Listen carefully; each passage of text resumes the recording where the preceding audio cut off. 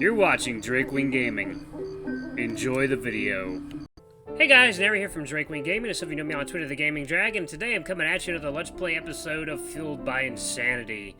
Yes, I am so glad this series is back. As you guys are seeing this, I just uploaded I just published my first foray back into Fueled by Insanity number 22, where we learn a very dark secret about Ted that he has been keeping from us.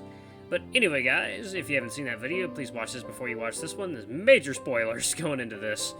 Anyway, guys, sit back and enjoy, and let's jump right back into it, shall we? Alright. Darren doesn't look fully convinced that nothing weird is going on, but he exits the room with Ted anyway. I'm surprised he doesn't question why I stay behind, but then I realize that he's had no reason to distrust me before, so why should today be any different? I feel even worse upon realizing that, but I have to do this. With the two out of the room now, I walk up to the door, questioning whether or not I should shut it. On one hand, it would make it harder for Darren to see what I'm doing if he were to come back unexpectedly. On the other, not only would closing it make noise, but it would look way more suspicious than if I left it open. Then he would know I'm hiding something. I decide to leave it open. It's more nerve-wracking this way, but it's also the most likely to let me get away with this. I crash down at the foot of the bed and lift up the part of the sheet that's hanging over the edge. Sure enough, there's a silver-colored pistol underneath. I pick it up delicately, not sure if it's loaded or not. Is the safety on or off? I don't know about guns to tell. I don't know enough about guns to tell. Please don't let me fire this by accident. I get back up onto my feet, holding the gun in my right hand still, taking care to have it aimed at the ground the entire time. If there's one thing that got drilled into my head during my time at Darren's house as a kid, it's that you should never, under any circumstance, point a gun near anyone. Really good advice there. With the gun in my possession, I head out of Darren's room. I walk into the living room with my right hand behind my back. Now that I'm here, I realize I should have found a better way to hide this gun, because this probably looks extremely suspicious. If I'm lucky, Darren won't turn around. Right, that's fixed. Don't know how you guys screwed the antenna up that badly. Right away, Darren raises an eyebrow upon seeing me walking up. He knows something's wrong. What are you hiding? Crap, I'm about to screw this up, aren't I? Before I get a chance to say anything, Ted speaks up, taking charge of the situation. Oh, come on, Jeffrey, you need to be more subtle than that. You'll ruin the surprise. Surprise? Darren stares at me, putting my nerves on edge, as he awaits a response. Again, Ted speaks up so I don't have to.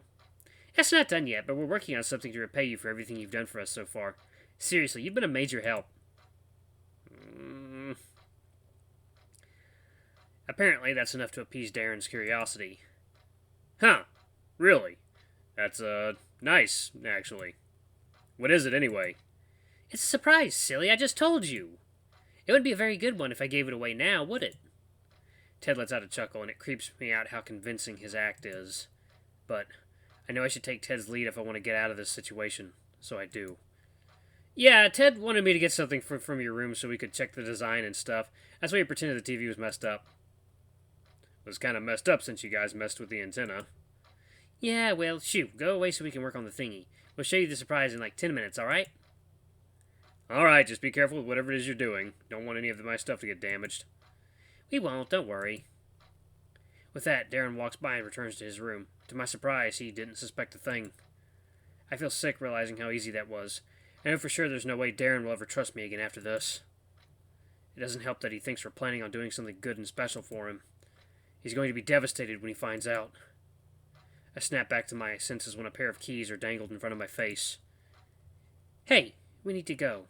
Right now. Ted heads to the front door and opens it. I follow. God, this feels so wrong. Ugh. Oh dear. Man, Ted. Oh God, he looks so serious. Hold up, let me go back for a moment.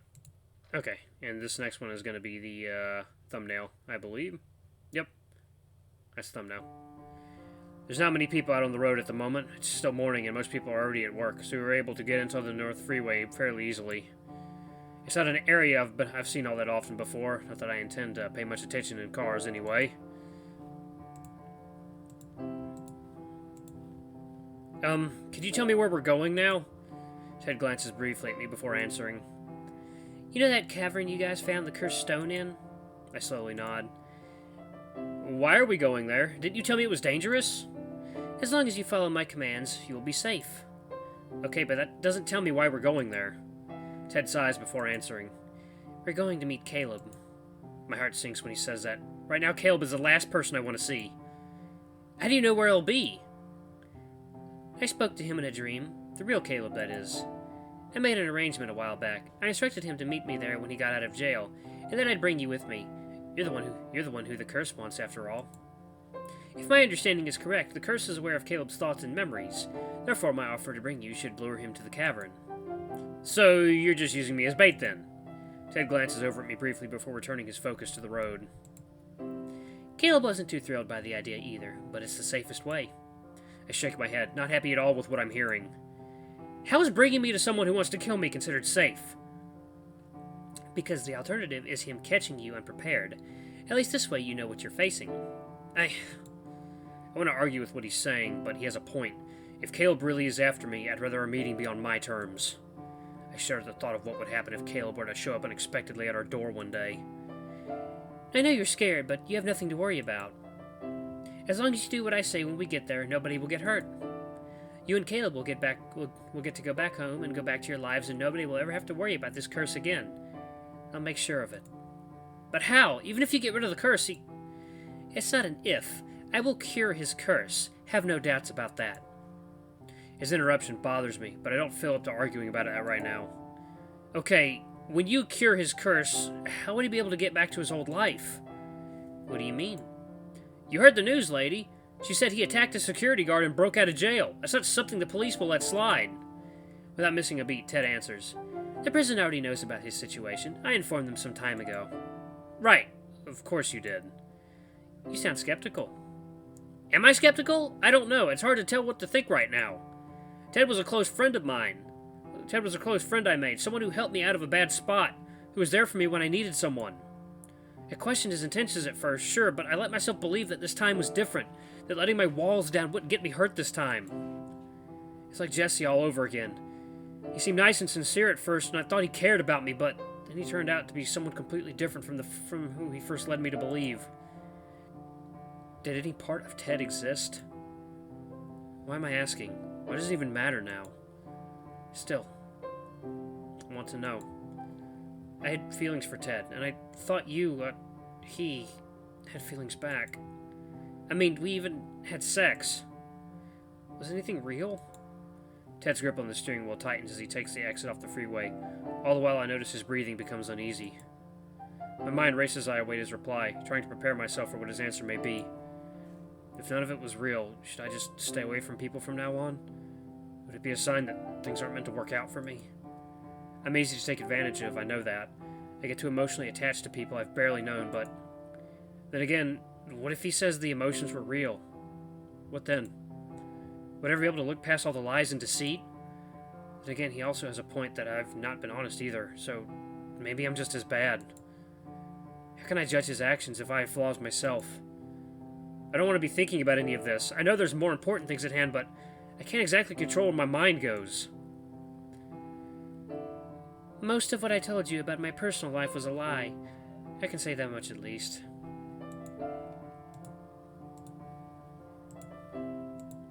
I shake my head. That's not the answer I was looking for. That's not what I meant. Did any part of you care about me at all, or am I just a piece of bait you reeled in? In fact, why are you even trying to help Caleb at all? Why are you trying to help me? My gaze is focused on Ted, trying to work out any sign of emotion for him to go off of. It's hard to tell if he's feeling guilt or if he's feeling no emotion at all. Just when I've given up on trying to get a read on him, I notice him open his mouth as if he's about to say something. Am I finally going to get an answer? Another instant he closes his mouth, his eyes shifting further away from me. He pushes his foot a little harder onto the gas pedal, as if to give himself an excuse to focus more on driving instead of our conversation. Out of anger, I smack the side of my fist against the car door. That seems to get the fox's attention. What? What do you mean, what? You've lied about so much. You've hidden so much. I can't even get a straight answer out of you. I'm not the only one here who's lied. Look, I lied about my name because I was afraid of being found. I don't want Caleb or, Jesse to find me anywhere. I just wanted to start things over. What's your excuse? Believe me, I wish I didn't have to keep secrets, but I don't have that luxury. I would love to be able to tell you everything. Then why don't you? Jesus, it startled the hell out of me. Ted takes the upcoming turn with more speed than he probably should, causing the tires to skid. I grip my seat until the turn ends, feeling a little shaken up by the reckless driving. Luckily, no other cars were around to see that. What are you doing? I don't know! I recoil in shock at hearing Ted yell. I don't think I've ever heard him do that before. Ted taps his foot on the brakes, slowing the car down. I don't... Look, I have a plan and I'm going to make it work, okay? Your friend's curse, I have to cure it because it's the only way I can get my key back. So trust me, our goals align. Key?